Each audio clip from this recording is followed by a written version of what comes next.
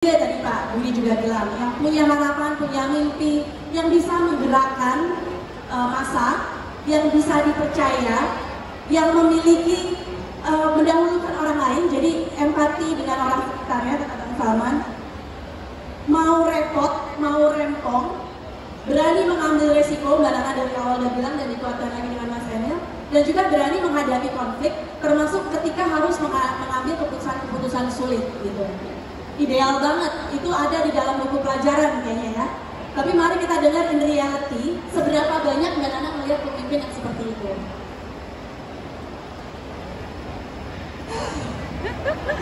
Seberapa banyak? Banyak kok.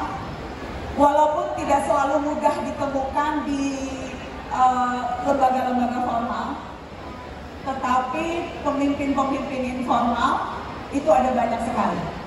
Dan yang perlu kita dorong sekarang, bagaimana lembaga-lembaga formal struktural kita juga diisi oleh pemimpin-pemimpin yang punya kualitas seperti itu. Karenanya penting memastikan proses bermain, proses aturan negara tidak diubah di tengah jalan sesuai kepentingan tertentu. Penting memastikan aturan-aturan yang membuat orang mau berpartisipasi, yang membuat orang mau terlibat, bergerak, turun tangan. Karena tadi itu kan ciri-ciri pemimpin. Itu yang tadi disampaikan Pak BGS, pemimpin itu apa sih teman-teman?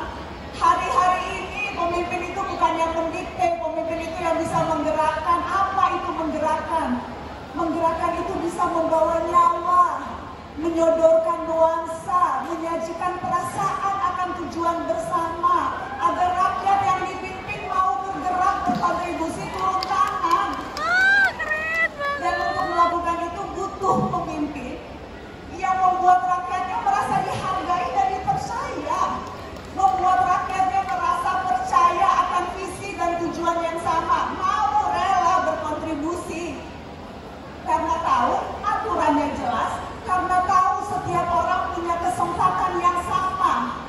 Dan sekali lagi, tidak semena-mena dan tidak ujuk-ujuk berubah demi kepentingan tertentu. Itu yang akan membuat rakyat mau berpartisipasi.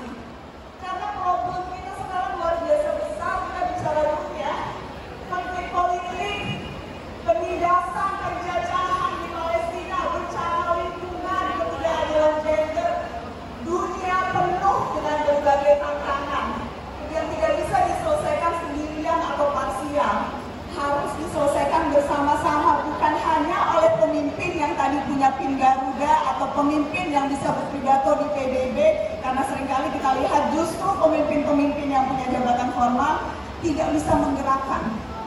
Jadi sekali lagi, apa nih yang bisa kita lakukan sehari-hari? Aku senang banget tadi Mas Emil kasih contoh sehari-hari tindakan konkret yang bisa dilakukan untuk membuat kita bisa memberikan sumbangsi dan membuat kita bisa menjadi pemimpin dalam skala kecil. Satu hal, demand your right. If you don't ask, you don't get. Kalau kita nggak minta, kalau kita nggak nuntut, kita nggak akan dapat apa-apa. Dan kebanyakan dari kita hari-hari ini teman-teman, kita enggan minta, kita enggan nuntut karena kita takut ditolak. Karena aku tahu para jomblo ditolak itu gemes kan? Ditolak itu menyakitkan.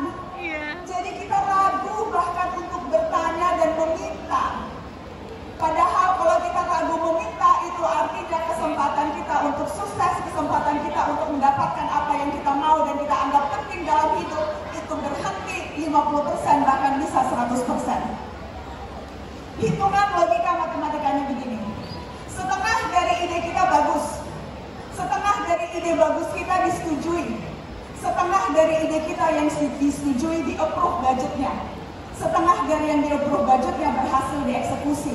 Itu artinya kita butuh minimal 16 ide untuk bisa mewujudkan satu ide. Kita sekarang ini terlalu takut dengan rejection, terlalu takut dengan penolakan, terbiasa mohon izin. Emoticon yang dipakai semuanya gini, mohon izin. Hari ini nunggu izin. Dilewat sama yang punya privilege, dilewat sama anak yang punya orang dalam.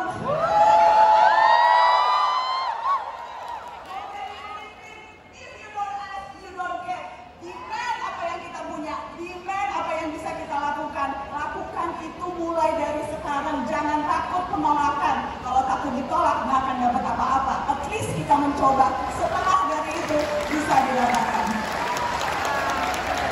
Thank you so much, Kak. Oke. Waktu saya tinggal 2 menit. Sayang banget ya, masih banyak sekali yang pengen dengar. Jadi nanti mungkin minta ada last statement dari para pembicara semua secara singkat. Tapi kalau saya belajar banyak sekali dari waktu yang terbatas ini, dan salah satu yang saya belajar dan mungkin teman-teman juga di sini adalah leadership is about the sense of capability. Kepemimpinan itu adalah tentang rasa bahwa kita tuh berdaya, bahwa kita memiliki kapasitas, bahwa kita memiliki kemampuan untuk menuntut hak-hak kita, demand your rights tadi ya. Kapasitas bahwa kita bisa bersuara. Jadi gunakan kapasitas itu karena itu yang melatih kepemimpinan kita gitu ya. Jadi sense of capability ini jadi penting banget. Last sentence yang saya pingin dari para pembicara backgroundnya begini.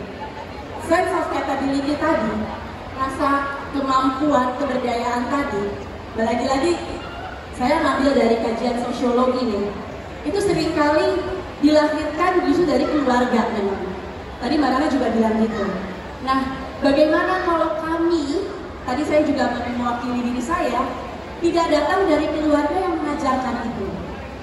Karena itu juga berpengaruh ternyata dari socio-economic status keluarga kita, dari siapa orang tua kita. Apakah dia ngajarin kita demand your rights, atau dia ngajarin kita know your place. Tahu diri deh, lo nggak usah cita-cita ketinggian, lo tahu diri lo lagi siapa. Mungkin di antara kita ada yang ngalamin kayak gitu. Nah, gimana kita bisa membangun sih sense of capability dari luar rumah sebenarnya? Kalau di dalam rumah mungkin kita tidak mendapatkan support yang seperti itu. Mungkin itu last questions dari saya dan mudah-mudahan cukup waktunya. Terima kasih. Siapa dulu yang mau bilang? Kalau keluarga itu kan ada keluarga biologis, ada keluarga ideologis. Siapa yang merasa ideologis sama Mbak Nana? Keluarga ideologis. Berarti ada keluarganya yaitu Mbak Nana. Nah, teman-teman cari role model terdekat itu langsung jadi keluarga kita. Ceritain sama keluarga kita kenapa kita suka, dan keluarga kita itu pasti dukung kok. Jadi menurut saya mulai dari hal-hal yang sederhana ini. Sama satu lagi nih saya pengen apresiasi. Di sini banyakkan perempuannya, mantap. Nah, karena semua itu dimulai dari di rumah, saya minta juga yang laki-laki dukung wanita Indonesia untuk ciptakan lebih banyak pemimpin di masa depan.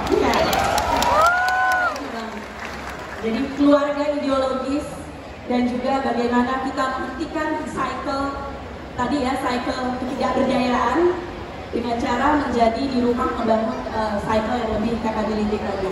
Silakan Bang Media. Singkat aja, tadi saya rasa bagus banget konsep keluarga biologis dan ideologis.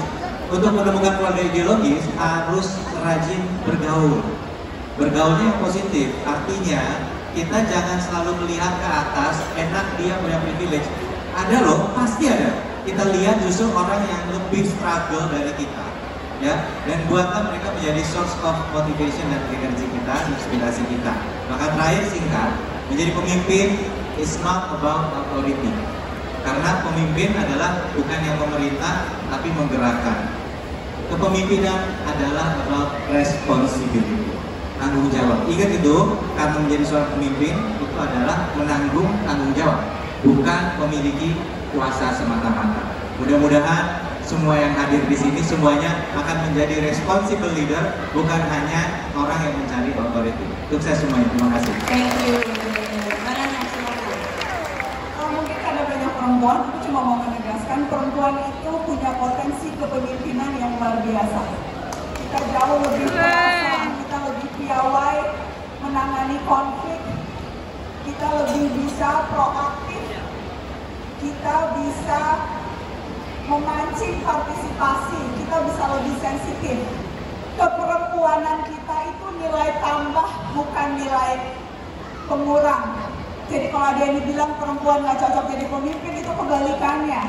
Berbagai riset membuktikan jumlah perempuan di organisasi baik non-profit maupun profit itu menunjukkan keunggulan organisasi itu.